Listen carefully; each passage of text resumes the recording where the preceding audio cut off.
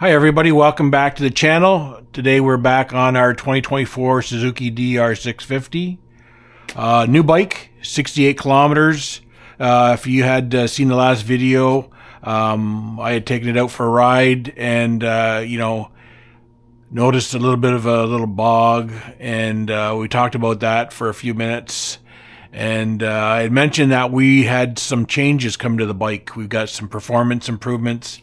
We got some convenience improvements. We got some protection getting added to the bike. So we're going to break these down into a series of videos for the installation of all these add-ons and mods and stuff like that. So as we do that, I'm going to tell you exactly where we got the parts from, the reasons why I'm doing these mods.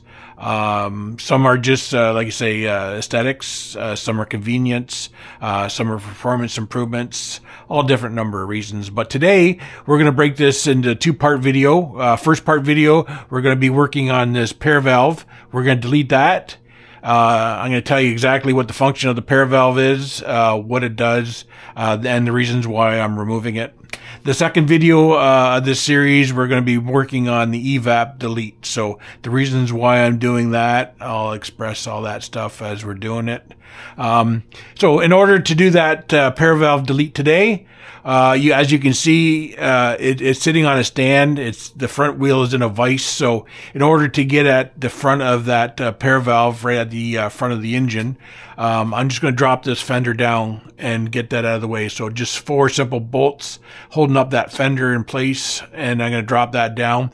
If you're doing this and your bike is not on a lift, all you got to do is just turn, the handlebars sideways, get that fender away from, the center of the bike, and you should be good. So you don't have to worry about dropping that fender if you didn't want to.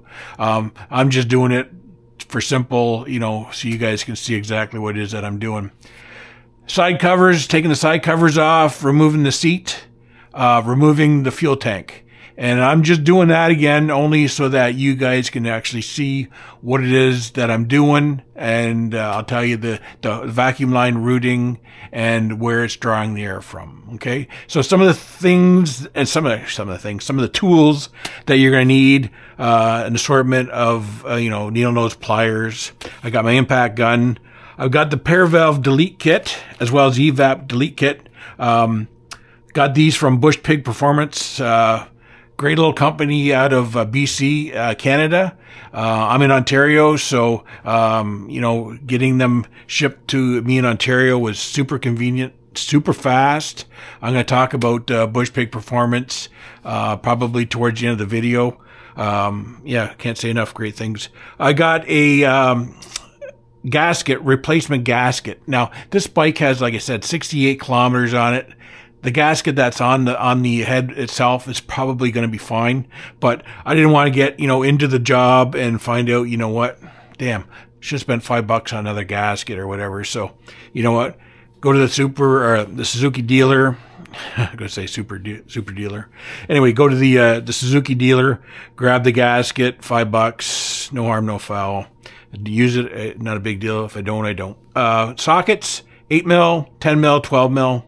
I've got I believe it's a 5 mil hex head socket. That's for taking the bolts out of the front of the head so that I can remove this here tube. JIS screwdriver. So anybody that's worked on these Suzuki motorcycles realize that, if you're using a Phillips screwdriver, standard Phillips, American-made Phillips screwdriver on some of these heads, you're stripping them, you're just ruining them, and they're not getting removed. So I highly suggest, and this is just coming from personal experience and knowledge from working on these bikes, the Sunflag Perfect Grip Screwdriver Kit from Amazon. I tell you, these things are fantastic. You could feel it when you put it into one of the screw heads, and just the bite difference. If you were to try and put a Phillips screwdriver in some of these, these Phillips head looking screws on the engine, I tell you, chances are they're not going to come out, but you put these JIS screwdrivers in there, and it's also got a little bit of a spot where you can actually hit it with the hammer, and sometimes that just cracks it enough that makes it easier for coming out. So highly, highly recommend a JIS screwdriver kit. you know, I've got some situations where I think that saved me without, you know, putting in a Phillips screwdriver and trying to get it out. I got a flat tip screwdriver. That's just to help me get some of these hoses off if I feel that they're going to be stubborn and want to fight me. So what I'm going to do again, like I say, covers off, seat off, fuel tank off, drop in the fender. So yeah, let's get into it and let's get at it. So in order to get these side covers off, not a big deal, GIS screwdriver. Remove that. Now, little trick, when you're taking these off, go from the rear, slide it forward, okay? It's going to come out of that little bit of a recess in there, as well as you can see on the front of this cover here. It goes on to that little tab. You can see that there, that little recess sits on that tab there. You can maybe see that. Yeah, you can probably see that there. That tab right there. Okay, so I see a lot of guys just take that screw out and just pull it. Sometimes they just break right off. But best thing to do is just take that screwdriver out, slide it forward, pull it out. Same thing over on the other side.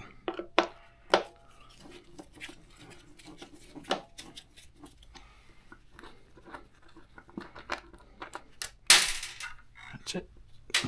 Over there, pull it out, slide it forward, and then pull it out. Perfect. Okay, as you can see with that side cover off, you've got this one 12mm socket that you need to remove to get the seat out. I'm using my impact gun. If I were to install the seat, I would, in all likelihood, probably just use my ratchet.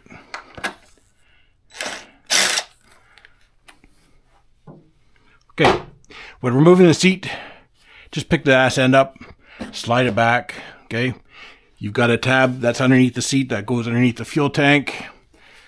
And then you got another tab that sticks down from the fuel tank itself that sits inside that tank there, or inside that seat there. Now, in order to get this fuel tank off, there's a couple things you want to do. Is you're going to have the fuel line that you're going to have to take off the carburetor.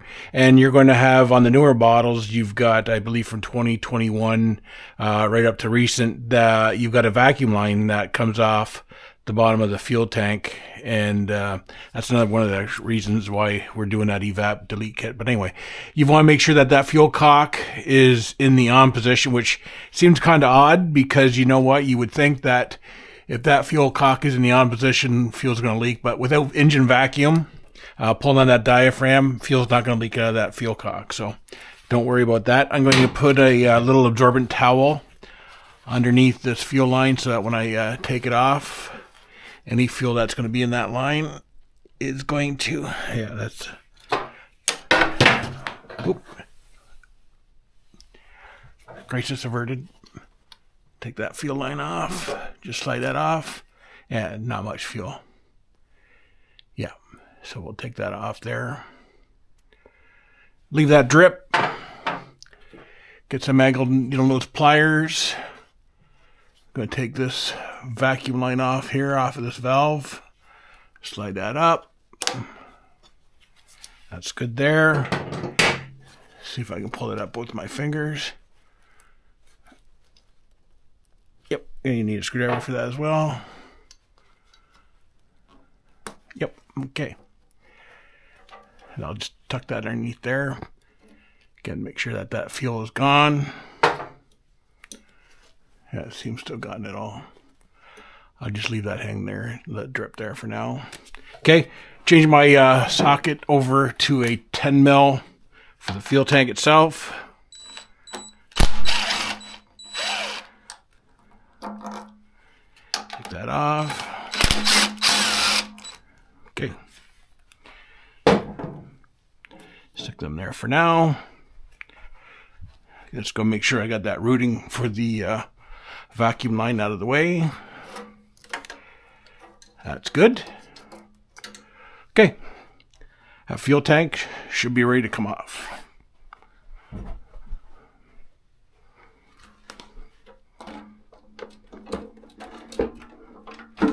Okay. Lift that straight out. Oh, forgot that vacuum line on the fuel cock.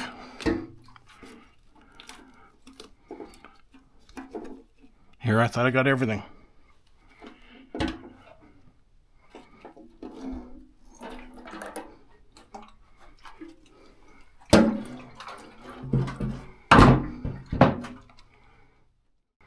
Okay, so here we are the next day. I didn't have enough battery power left, so I thought, I better put the battery on charge overnight, so I didn't run out halfway through removing this paravalve. So with the tank off, you can see that we have a much better look of actually what's involved with removing this paravalve. So on the back side of this paravalve, you've got the 3 lines. You've got the fresh air inlet, you've got the exhaust tube that goes into the front of the head, and then you've got this vacuum line. Now this vacuum line and that fresh air tube runs through a reusable tie that Suzuki nicely provides, because those are definitely reusable anywhere else on the bike. Ties into a T. Now Bush Big Performance, they provide a cap for that T, or you can just remove the T completely. And that's exactly what I'm going to do. And I'm going to use this existing vac line, run it from the top of the carburetor. If you can just get in there and see that, the top of the carburetor. And it's going to run to that fuel cock. If you remember that, that's the line that I forgot to take off. So let's get at that.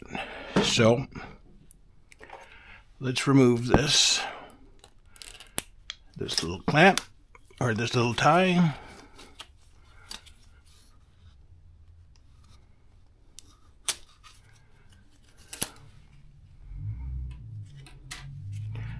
That there. Let's take this off of the T.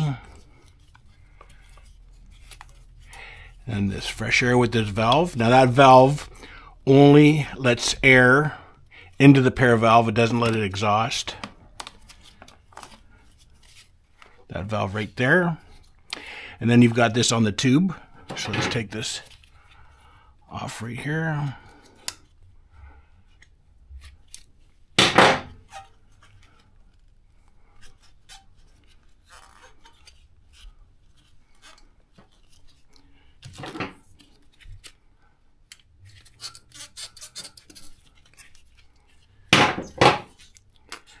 There, that's off the tube. And now I've taken my impact, I've turned it over, or I put a 8mm socket on there now. These bolts and spacers will come out. I'm going to keep them just in case I decide to put that back on later.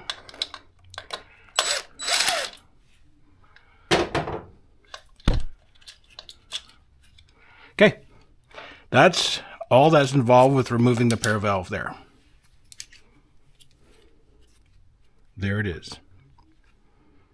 Now as we get to the front of the engine, where this tube ties into the front of the cylinder head, we're going to use our 5mm Allen head. If I can just see where it is here. There we go.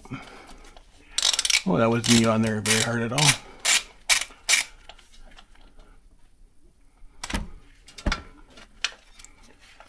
Take these 2 cap bolts out.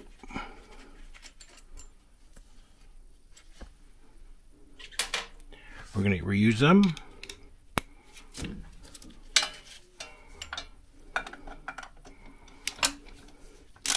Well, they weren't in there very tight at all.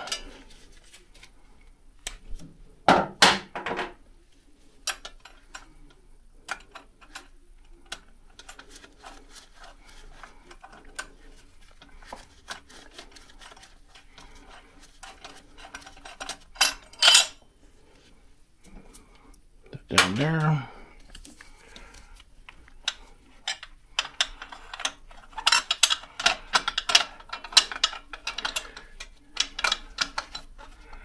Let's see if there's going to be an easy way of getting this out here.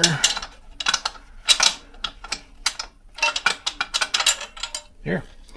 Just feed its way out. Okay. Now as you can see the front of that head, where you can just still see that gasket. Let me get the light.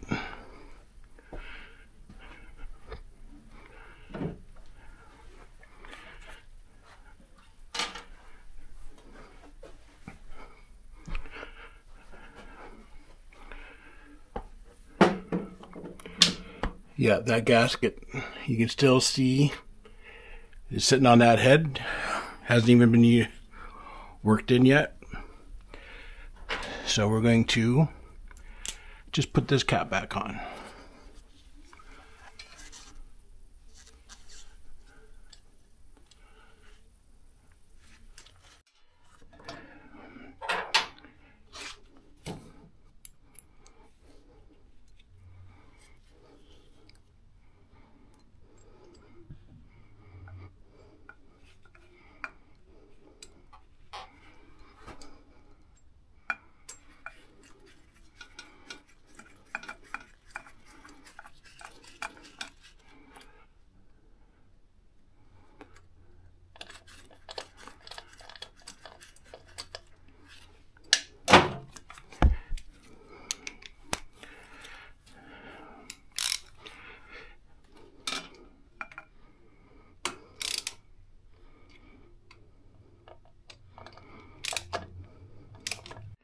So here we are with the pair valve reassembled with the tube.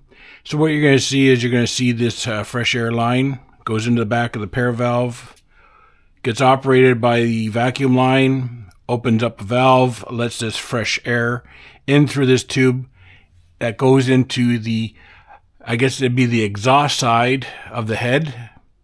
And then that fresh air will get mixed with all the unburnt gases that are getting exhausted going into this exhaust pipe.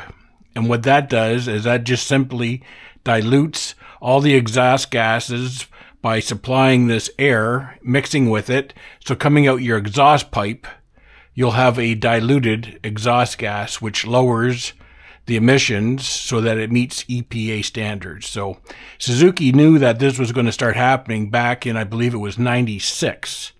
And you'll see some of the casings for these heads, they started introducing, you know, the pair valve where it was going to get installed. And then over the course of time, you'll see that it was machined so that it was able to accept the pair valve. And then I believe it was 2021 that they actually started installing the pair valves, as well as some of the evap for the fuel tank and everything. So that's going to be on the next video. So what I'm going to do is I'm going to end this video. I'm going to reassemble everything.